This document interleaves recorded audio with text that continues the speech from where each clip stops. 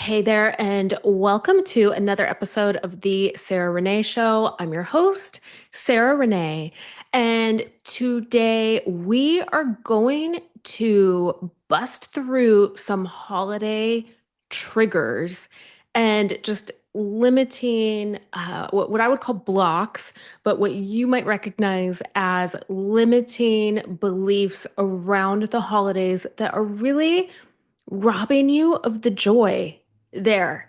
And these are the most common things that my clients come to me with. These are the blocks that are just very real life. I know that you're going to relate to them, at least a couple of them. And we're really going to help just unravel them so that you can, come into your heart, maybe have a shift in your attitude, a shift in your spirit, a shift in your beliefs. Maybe you even release the past today. Maybe you have a breakthrough, and this episode invites you to reclaim the holidays with God, with your higher power as you understand Him to be. So that's my intention for you today. And, if you have any kind of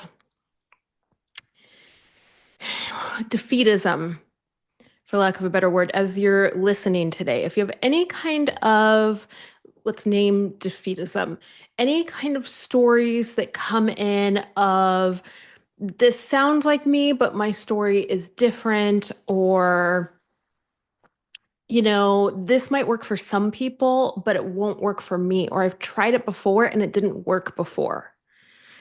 I would invite you to then ask God to help you have an open heart around this.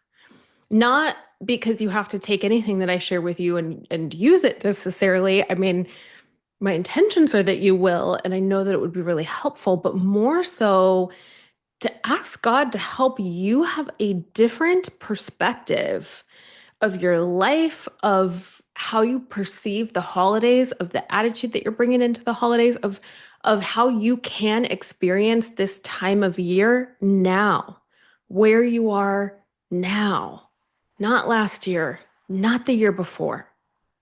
And really just invite God in. If you feel like you're in that place where it's like, I don't believe that anything can help me. I have been there. I know that place very well. I just have a very stubborn heart and I refuse, I refuse to give up. Even, I've given up for, obviously days at a time.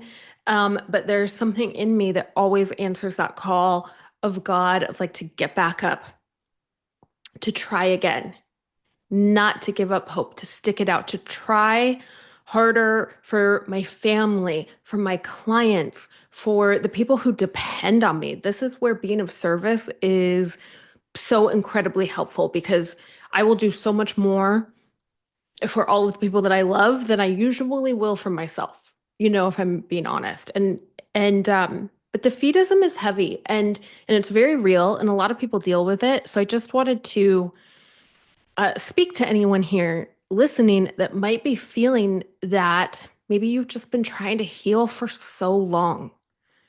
Maybe you're just exhausted. That's okay. We all go there sometimes. And so I would just invite you to start with what you can, right? Start with what feels real for you, what feels available for you, of just pray. Pray and tell God that you're willing to have a change of mind and a change of heart, and invite God to renew you, to renew your spirit, to show you something different this holiday season. I promise you, if you are truly genuine in that prayer, if you are truly intentional about opening your heart to God, and being willing to release your past and release those belief systems and to have a new experience, I promise you that you will. And it might not be that everything is brand new at once, but it could be. God works how God works. God has no limitations. And God also knows that sometimes we need it piece by piece.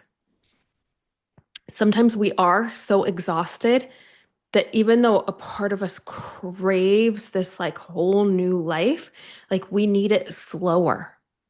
We need it one day at a time. And so I just hope that you will listen to these truths and be willing to untangle the webs, the the blocks that these belief systems can create. That's my invitation. Get comfy. We're going to dive in. First, before we dive into that, have you signed up for my Anointed Chain Breakers course yet? This is a 6-week generational healing journey. It's going to be absolutely phenomenal. It's like truthfully, I will tell you this. I think this is my favorite thing that I've ever gotten to create with God. Like, I love generational healing. It's something that I could geek out on anyway. And I always incorporate a layer of generational healing in my classes. But this time, like, we're going deep into generational healing. And I've gone through it. I've gone through every step that I'm going to guide you through. And it is amazing. It has been so freeing. I actually got the chance to test it out. And I'm going to share a little bit about the story later, but I got the chance to test the inner work and the practices that I'm going to teach you in real life, in immediate holiday triggers. And I mean, it worked so incredibly well. Like, it worked so much better than I even realized that it would. I was like, oh my gosh, like, God, you're a genius, which of course God is. But so anyways, I share all of that because it's going to be amazing. Also, if you sign up now, sign up before Thursday. Okay, so there's only a few days left. You save, it's what is it? I think it's like $150 off, because the normal price is $497 for a 6-week live course with me. That's generally how much they all are. Payment plans are available, but right now it's on sale for $347. But the sale ends Thursday, November 20th at midnight. So make sure that you get your spots. You also get 2 awesome bonus gifts. So first one is a guided meditation. I have gone through it. It's turn your triggers to glimmers. And this isn't a bypassing process. This is like we're actually bringing our triggers to God and then working it through in this guided meditation with God to see like this is an opportunity of where God is breaking this chain within us. And so that's what turns the triggers into glimmers is we bring God into the triggers and then they are transformed into glimmers of the miracles and the work that God is doing within us. And it really does just help to change how you approach triggering people, how you approach situations, and just your mindset around healing. I feel like that's what it's done for me. So that's the first one. And then the second bonus gift is my Power of the Pause system, which if you've ever worked with me on any level, you've probably heard me say power of the pause or like the power is in the pause or there's power in the pause or remember to pause. Like some form of that phrase because it is it's a life-changing practice. And what this system does, because we got to take it a step further, right? So you pause and just pausing starts to give you some some awareness. It starts to break up that habit of reacting to responding. But then we want to add on to that So we want to add on this process that helps you tap into what God wants to speak through you. Tap into, okay, what are my I don't want to say it. Like what what is my what is on my heart right now? What am I being called to say? To tap into like your voice, your genuine, authentic voice, your true self, your soul self, who you are in God's light, and to speak from that place. And so as I've taught my clients this system for probably, I would say the last like 7 years or so, clients, like thousands of women around the world have implemented this in work, in marriages, with their parents, with their kids, in friendships, in dating. It's been a huge one with clients who um, were learning boundaries and speaking up and getting out of kind of fawning, getting out of trauma responses. This process has changed their lives, and it is only available if, we work together one-on-one and we're working on something, that entails, or when you sign up for this course, I laid it all out for you on this like beautiful PDF system. So you will get that. You can save it in your phone. You can have it right there to access until you get it down. And then once you like get the steps down pat, you can take yourself through it in like 2 minutes, 5 minutes max, I would say.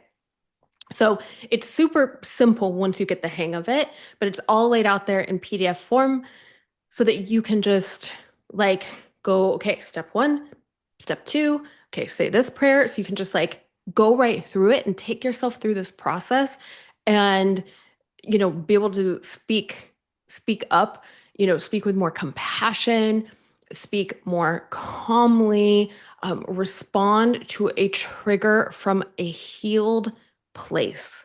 So super powerful. So you get all of that for $347 if you sign up before Thursday at midnight. The link is in the description, the show notes, wherever you're listening to this. You can also go to sarahrenee.com, contact me there, and I can get it over to you that way or answer any of your questions. But I'd love to have you join us. It's going to be such an amazing, amazing journey. And there's so many incredible women signed up. So you'll also be in this just wonderful, beautiful, very God-centered, heart-centered, safe community of women, which makes it just that much more amazing. So there's that. So go sign up there if you haven't yet. All right, and we're going to dive into our first triggering belief. I feel like that's what we're going to call it today. Okay, Holy Spirit, triggering belief number one. This is like the cynic's approach to the holidays. So notice maybe you have like an internal cynic voice. I know some of my clients do. So if you're listening, I know that this one will relate to you. This is the belief that the holidays are all about performance. This can be kind of like also put into the statement of it's just a Hallmark day. It's materialistic because of the gift giving, fill in the blank. But it comes down to this core belief of the holidays are about performance. And what this can lead to is isolation. This belief can rob you of so much joy. Like it is so wild to think about, like the what it can cost you to buy into this. And this is usually formed when maybe you had an experience in your childhood or in a marriage or with your in-laws or, at some point with like extended family or a certain community where the holidays were performative, where people were presenting themselves in a different way than they really were behind closed doors. And a lot was expected of you. And it didn't feel very genuine and it didn't feel very good. And it certainly probably didn't feel very much aligned with the holiday spirit. But here's the thing, just because you maybe were expected to perform then, or maybe you survived by performing and going along with it, that doesn't mean that you have to perform now. It also doesn't mean that you have to opt out of everything. This is where nuance and middle grounds are a beautiful thing. Because you can like if you can put all the performance stuff off to the side and try to reflect on, like, I would invite you to actually go journal and write out what what are the holidays truly about for me? Right? So for me as a Christian, it's like the holidays, it's Christmas, we're celebrating the birth of Jesus, the birth of our Savior. And so it's a huge celebration, right? But if you're Jewish, right, it's maybe celebrating the reclamation and the freedom, the right, like the new start, the victory of Hanukkah,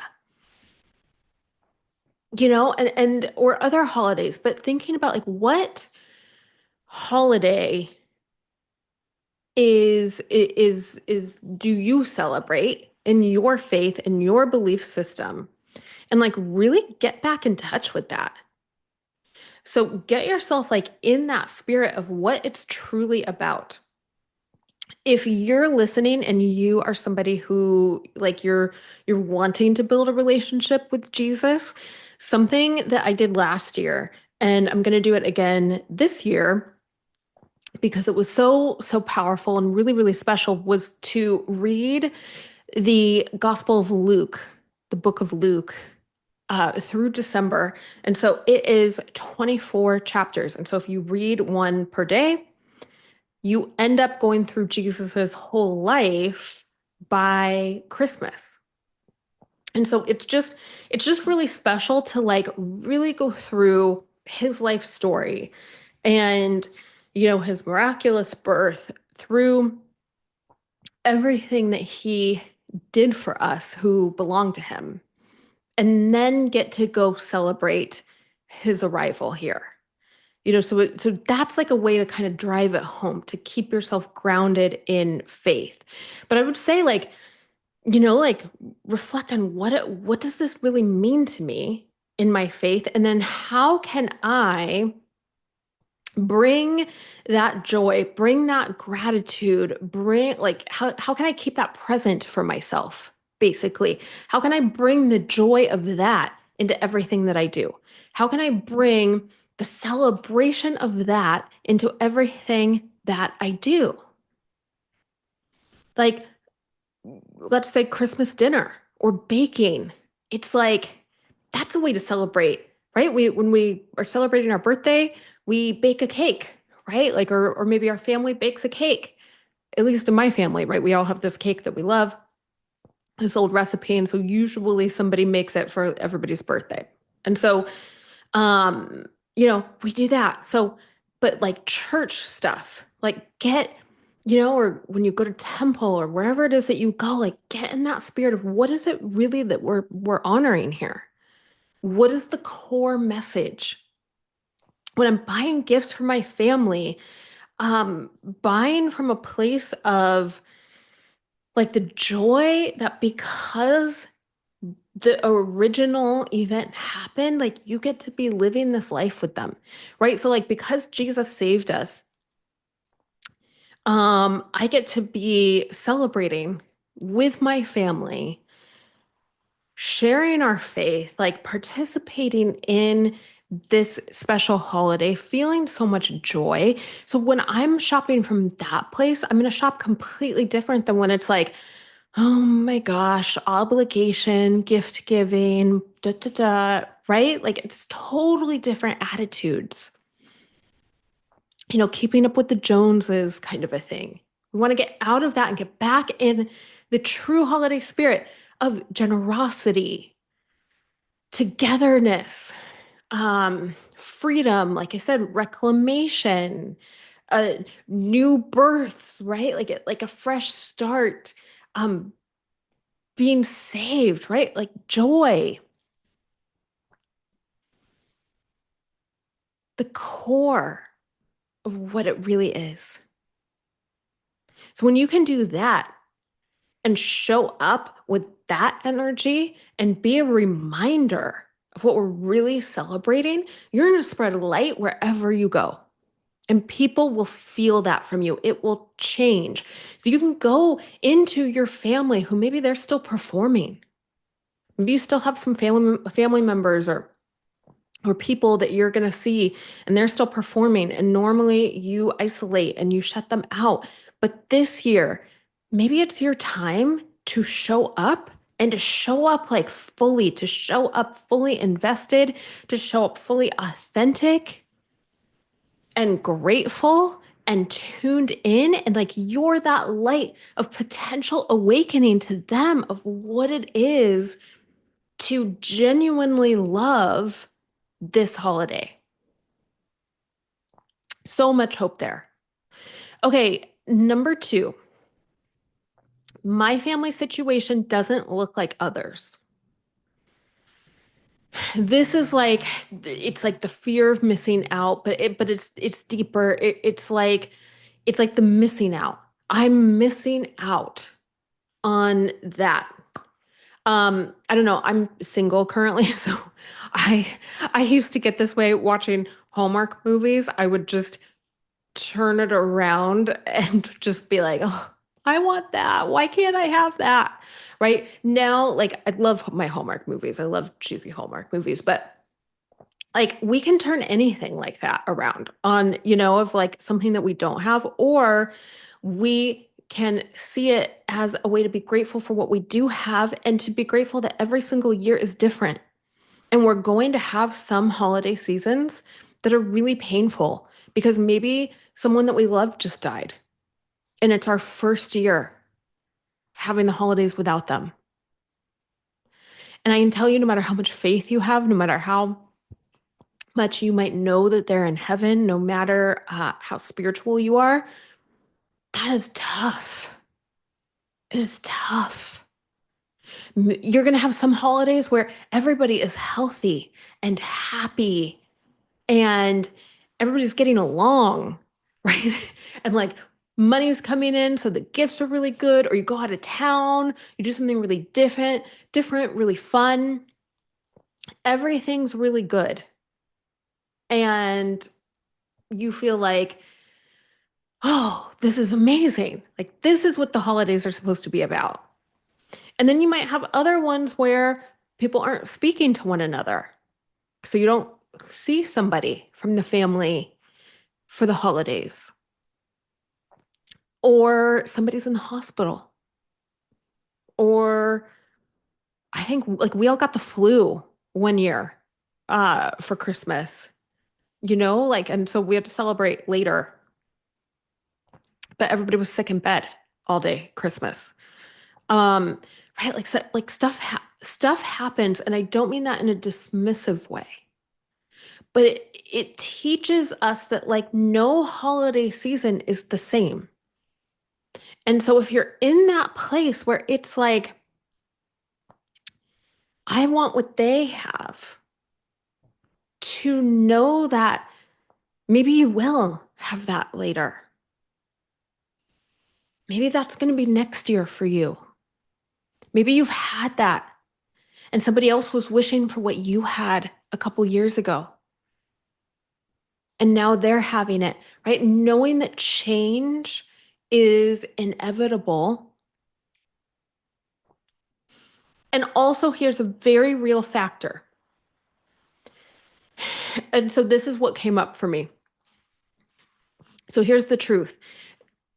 No family is perfect and has perfect dynamics all the time, especially around the holidays. Believe me, I have a lot of clients. Like I said, I have a lot of clients from all around the world, from South America.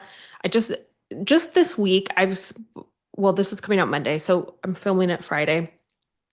Just this week, I had somebody in South America, somebody in London, somebody on the East Coast here, someone in Washington, someone in Canada, and someone, where was she in Europe? Somewhere else in Europe. I forget the country, but anyhow, right? So all around the world, and everybody's having this holiday stuff come up. And they all have different family dynamics going on. Some of them, it's like they're going like to beautiful places for the holidays, and their family looks like, you're gonna look at their Instagram. If you knew them, you would look at their Instagram and you would be like, oh my gosh, like how lucky are they? They're at this beautiful place. They're having this big, family extravaganza. It's so fancy. They have matching outfits, right? Like they're doing like the most amazing holiday experience. And listen, they're working on it now. They're working on like, so and so isn't talking to so and so, and we're going on this trip. We got to figure it out. They're working on the messy stuff. So and so, it's their first Christmas being sober. We don't know how it's going to go. Like, how can we support them? How can we like get them in for an extra session so that they have support from you even while we're on vacation? Right? Like things like that. I have other people who are on the other side of the spectrum who are like, my family is all on the outs right now. So it's going to be like very weird because we're all doing the holidays separately. It's going to be kind of lonely. But like it's just knowing that you are not alone. That it is not just you whose family situation doesn't look like everybody else's. There's nothing that is normal. And this is what I wanted to share with you. So this was a big trigger for me. Also, it's just a proof of what we're saying here. So, my sister and I went over to my dad's house last weekend to make him dinner for his birthday. And so we did cake and dinner and presents, all the things. So we're over there, and he wants us to watch these um, old videos from his childhood. Okay. So he's like little, like toddler, basically. And so it's like him and his siblings and his parents and my grandparents. So here's the thing. Well, first, I'm just going to explain to you. So they look, I mean, like stunning. One, like their outfits are just absolutely gorgeous. They all match perfectly. Everything like my grandmother's in like it's like 1950s glam, right? Like the dresses and the coats, like the really nice coats. She's super, super thin. Her hair's all done, lipstick, right? Um, my dad, even as a little toddler, was in this like little suit, like, but like not just a normal suit. It was like a white, like a three-piece suit almost. Like it was very over the top, but really adorable. And his siblings were in like the cutest dresses and coats, and everybody just looked amazing. My grandfather, he looked like so dapper in his clothes, and then there were a lot of scenes from him and his fighter jets. He was a fighter pilot. He was a really amazing fighter pilot. Um, you know, there's with medals and all that stuff. Like he was very renowned and successful in that venture. And so they had this very glamorous lifestyle. And looking at them, they had the coolest car. I mean, like they just looked like you would look at that and be like, oh my gosh, look at how amazing that time was. Look at how much more beautiful people were and how much more effort people put into it. Like that's literally what I was thinking was like, oh my gosh, like I need to put a lot more effort into like what I wear because like look at how amazing they looked. Also, I'm watching this and I'm watching this from the perspective of that grandmother was uh very abusive. She was like horrific abuse from her parents who are also in these videos. So seeing her parents in these videos, who I know, these things that I didn't want to get into. I mean, horrific, like anyway, horrific abuse. And my grandmother was also abusive and especially verbally abusive. So when I was little, she would say bad things about my other grandmother that I was so close to, who had cancer, even like while she was dying. She would say bad things about my mom, bad things about my weight. Always cutting, very judgmental. Um, anyways, just if you want somebody to ruin your day, like, she would be a good person for it. Like, um, and so I have some trauma, with some old trauma from my childhood from this grandmother. And what was so good is because I felt like I've really healed from all of that. But the reality is and part of that healing was that I don't think about her anymore. I don't think about her. I don't talk about her. Like, I just want to give you too, like some perspective. It's not just me. Literally at her funeral, everybody was sitting there silently. And one of my family members, it's not me, but I'm going to tell you, I was thinking it. I'm going to be honest about that. Not my best moment, but somebody said, "Is it wrong that I feel relieved that we never have to do Christmas with her again?" I mean, that's how, and everyone agreed.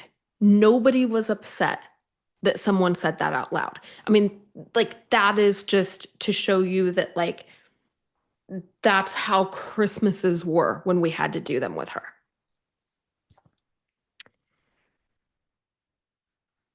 So I was thinking like, oh, healed about that. But like I said, I don't talk about her. I don't think about her. I don't hold anger. Um, but I also realized looking at these videos, I'm like, oh, there's still some stuff there. Because believe me, stuff was coming up. I was having thoughts. And I did not want to watch those videos. And my dad made me. And I thought, like, this is so good. I'm going to share this on the podcast because I'm like, who is dreading family get-togethers during the holidays and looking at old photos or people telling old stories or looking at old, family videos where the person who was the abuser or the villain or who like the mean one, whoever caused you harm is being glamorized. And so I used the tools that I'm going to teach in the Anointed Chain Breakers course. Right? Like I went into it. I went into, okay, so I still have some big triggers here. And I took it to God and I took it to Jesus at the cross. And I was like, I don't know what to do about this. I thought I forgave her. And Jesus walked me through um, understanding why I was still feeling like this, the pieces that I was still carrying, the things that she said when I was little, you guys, when I was 3, 4, 5, all the way to like 10, repeatedly, that I was still today at 41, it was still in the back of my head as an identity. This is why we do identity work. And so I went through And I cleared out all those vows and I cleared out all of those promises. And I also cleared out the response, like the hardening, the avoidance, all of the I'm never going to end up like that. I'm never going to put myself through that again. And to be able to just go through and I've done this work before, so it was just remnants, so I did it in a couple hours. But then guess what? Like it was like, a couple hours of journaling and I forgave her. I forgave her again, but it felt, and forgiveness is a process. Sometimes we can forgive people just once and it's one and done. For a lot of situations, it's an ongoing process. So, but I felt like I truly forgave in that moment. But I was praying the whole time I was journaling for God to help me be willing to forgive her and to give me the clarity and the strength to forgive her. Because I went into that not being forgiving. I went into it being very angry. And that, right? So I share that for a couple reasons, but for one, to show you that like the perfect family looks all perfect. They might have some monsters in their closet. They might be having some horrific things going on behind closed doors. You don't know. And so don't feel like you're missing out when you don't know. Cherish what you have. Cherish the love that you have. Be thankful. Be thankful if you don't have to spend the holidays with somebody who's verbally abusive or who even like, this grandmother, like she grabbed my cousin's arm once during a Christmas dinner, um, like so hard her whole arm was red. I mean, there was like some, it crossed the line. But anyhow, like, if you don't have to see somebody like that this year, be thankful. I am very thankful that I no longer have to do that. And guess what? I'm also actually thankful that I did have to do it because it helps me help people who are dealing with that right now. It helps me to know how that feels. And it makes me better at this job. And so I can actually tell you, as much as I did not like having that experience, I am grateful that I had it because I'm able to break the chains that she couldn't break.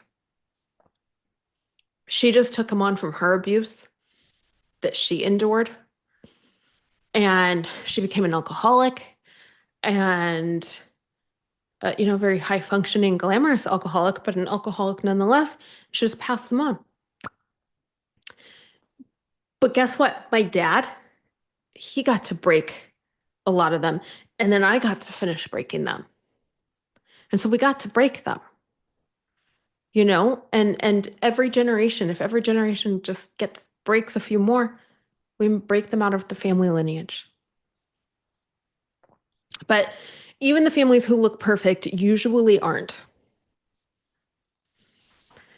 Okay. Triggering belief number 3. I must fill in the blank with whatever coping mechanism that you have to survive toxic family members or triggers this holiday season. I must drink. I must overeat. I must not go, not participate, isolate. I must go into people pleasing, take care of everything, take charge, get it all done. I must make sure everybody else is happy because, I'm the one that does that. Any of those stories? And like, look at that. Like I must get along. What does that mean to you?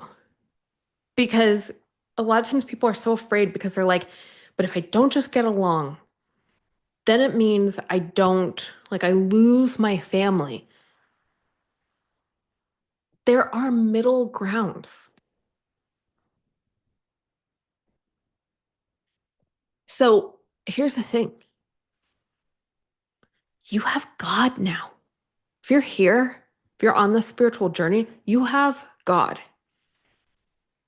You might have a different faith than I do. You might have a different belief system than I do, but you have God, however you understand God to be.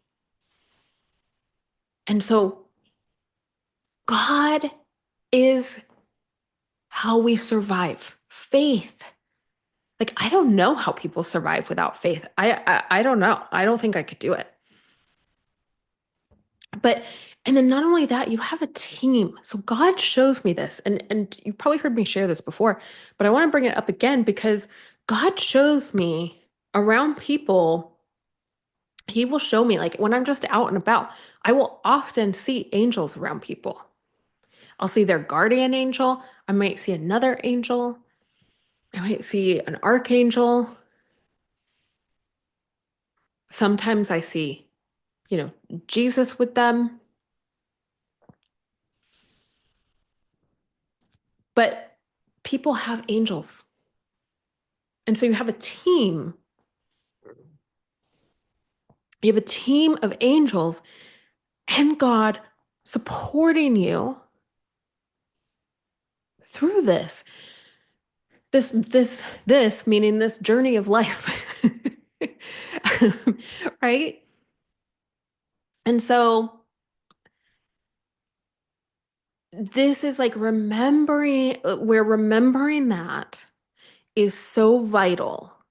If you can just, before you go into that coping mechanism, people pleasing, self-abandonment, addiction, escapism, isolation, uh, eating disorders, um, maybe it's not a full-blown eating disorder, but just unhealthy relationship with food, let's say,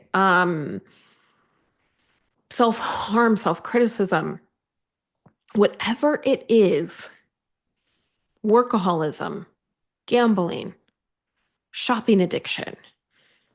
This is the time of year where all of that stuff is so heightened. Before you go into that, come back to your relationship with your higher power. Really use this as an opportunity to lean on God more. God, everything in me is telling me to do this. Help me. Help me maybe do something different this time. Help me get my peace from you and not this thing. Because we have an epidemic right now of people basing their okayness on the external. And that sets us up to be in this place where now we are reaching for external fixes that don't really fill that void. And so lean on God. Use your prayers. Save your prayers on your phone so that you can access them when you need them. Have like a little one, like, Jesus, I surrender myself to you. Take care of everything. Like pick like a 2-sentence one like that you can just memorize and say on repeat. Thy will be done. Use the tools, the prayers, the practices. Again, this is like why God called me to lead this course during December, because it's like we're going to be breaking through this stuff in real time and giving you these tools to go implement at family get-togethers, when you're really busy, when at work parties, at on vacation, on working during the busy season. Maybe you work in some industry where you're really busy, like retail.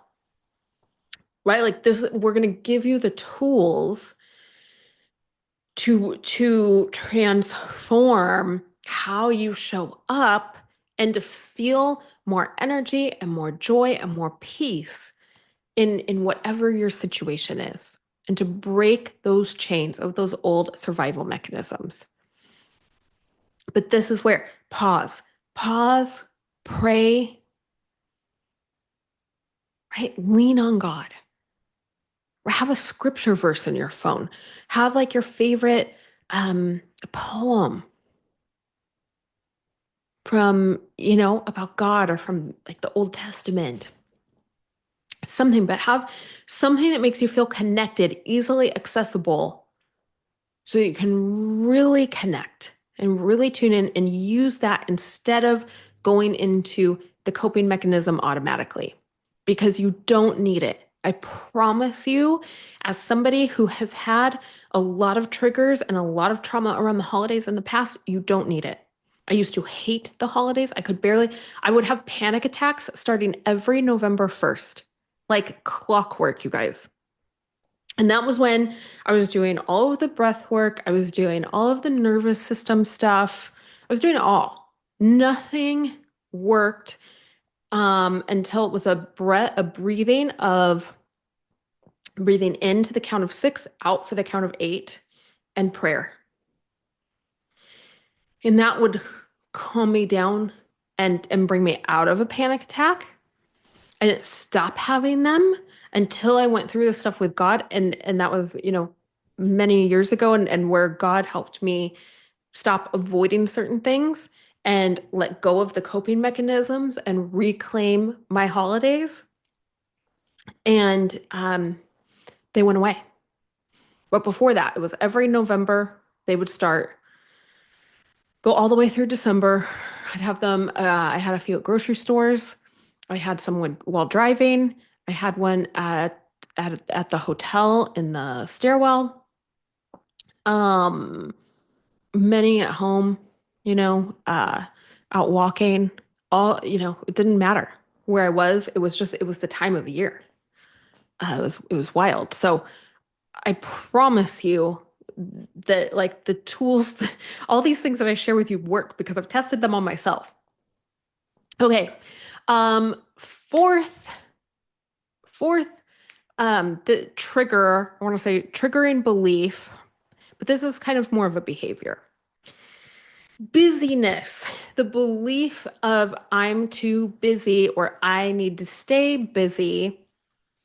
This is for all of you caretakers, people pleasers, the ones who kind of keep your family all together, the rocks of the family, all of you. This is for you.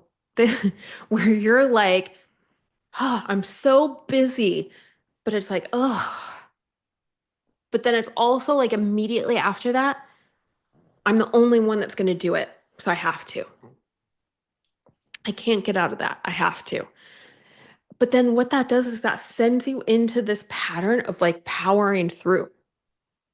And so you might be showing up at everything. You might have a smile on your face. Your holidays might look perfect. You might have like that Instagram worthy, perfect holiday matching outfits, pretty wrapping paper, all of the things, um, that we were talking about.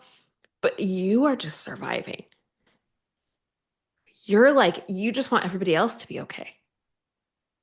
Which, listen, being of service is noble. That you're not wrong. However, you don't have to sacrifice your joy to take care of everyone. And yes, this is a busy time of year, but where I want you to get is to have an awareness of that distinction between this is a busy time of year and I have a lot on my plate and I have a lot to do. And we're doing a lot of get-togethers. Like, this is a social time of year. It's a family-oriented time of year. Maybe it's a little bit of a chaotic time of year.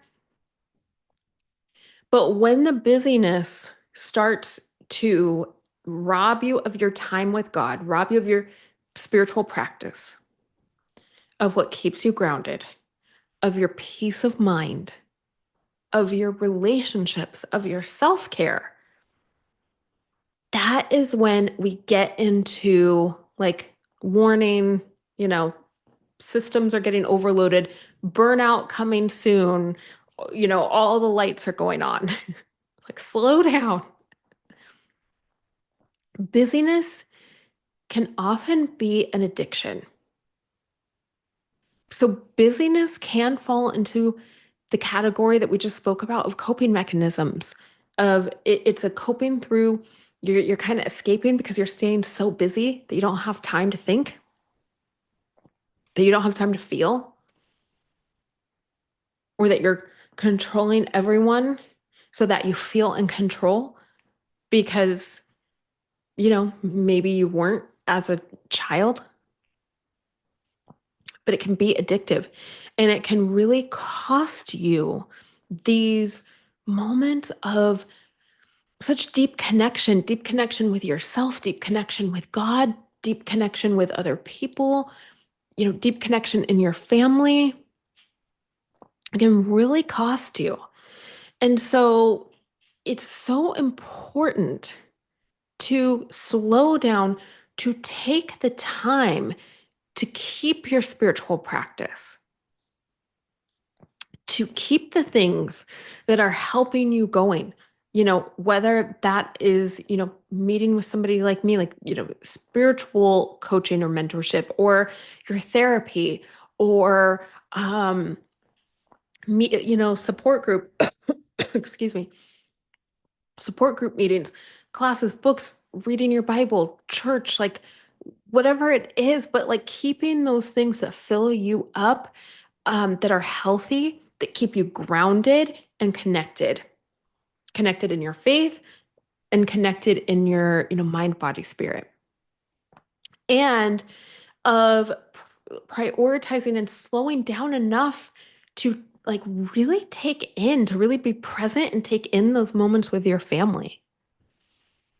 Like, how often are we just like, cooking Christmas dinner and it's like, everybody's in the kitchen and it's too many people and it's so hot and everybody's so loud, or, like, um, but like, do we slow down enough to cherish that, to know that like not everybody is going to be around someday? And, to embrace the chaos, like to be present in the family chaos and, even the family dysfunction, but of like to find the joy in it, to find that joy, to slow down, to take it all in, look at everything I have to be grateful for. Look at everything, look at how much I've grown, right? Like, taking how much you've grown and healed. To, really also to feel, I feel like empowered. I feel like when we slow down enough and we're really spiritually connected, we're also plugging into that power that's so much greater than ourselves. And so that is empowering us to break certain cycles, to heal certain things, right? So that's going through the holidays empowered, but empowered from the real higher power, right? Not forcing, not hustling. And that's what faith does.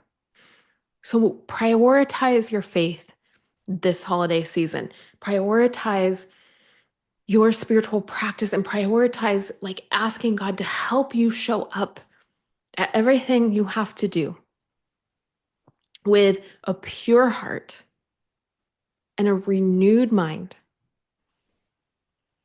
And that God helps speak through you, that God's light shines through you, and bring that joy to everyone that you encounter. And that will shift. That will shift these old limiting beliefs that were based on generational wounds or trauma or lack.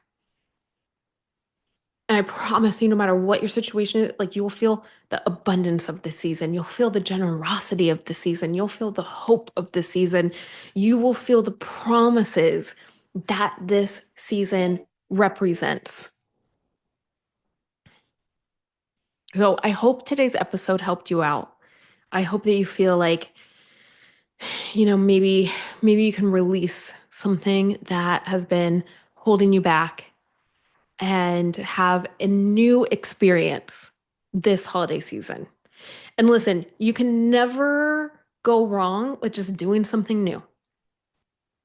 Like, sometimes I've had clients where the Holy Spirit has said, like, go on vacation this holiday because like get out of the rut of all of the patterns. Like, go on a trip, like just to break it up. And then the next year they're celebrating back at home and it's like so much better. They just needed something to just like break the cycle.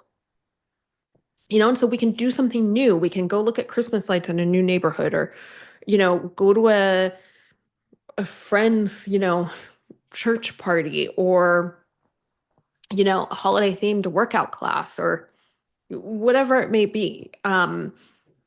A play, a concert, like, but going and doing something new that's like holiday themed can sometimes just snap you out of that old dialogue and just give you like a fresh perspective. So you can always try that when all else fails. But I promise you, if you meditate and tune in on what we talked about today and bring that into your life, you will see positive changes.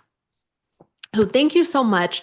Share this episode with someone that you know is working on breaking some cycles around the holidays, or maybe somebody who has struggled with the holidays before, that this can bring some light to. And leave a comment. Remember to hit follow or subscribe wherever you're watching so that you get the new episodes. And again, my website, so new website is up. It's beautiful. It's amazing. You can sign up for my weekly emails now. You can join the membership group now. It's like everything's finally up and running. Super excited. So sarahrenee.com. You can go Google that and find it there. Or the link is down below. And then the link to the Anointed Chain Breakers, a generational healing journey, is also below. Early bird ends Thursday at midnight. The price goes up to $497. So make sure that you grab your spot. I would love to have you. You can follow me on Instagram at the Sarah Renee Show. DM me over there. I would love to hear from you. Also, get on my email list if you want Black Friday deals. I'm not going to be posting the links here. So get on my email list or follow me on Instagram because everything is going to be put out through those two resources. If you want to get those, it's mentorships are on sale. Private sessions are going on sale. Packages for 2026 are going on sale. It's some amazing deals that you will definitely not want to miss out on. So go ahead and sign up for all of that at sarahrenee.com. And I love you so much. Have a wonderful rest of your week. I'm on vacation as you're watching this. Very exciting for my sister's 30th birthday, which is today. Super excited to go celebrate her and be with my family. So I will see you back here next week. All right. Thank you so much. I love you a lot and I'm always cheering you on. Okay. Bye.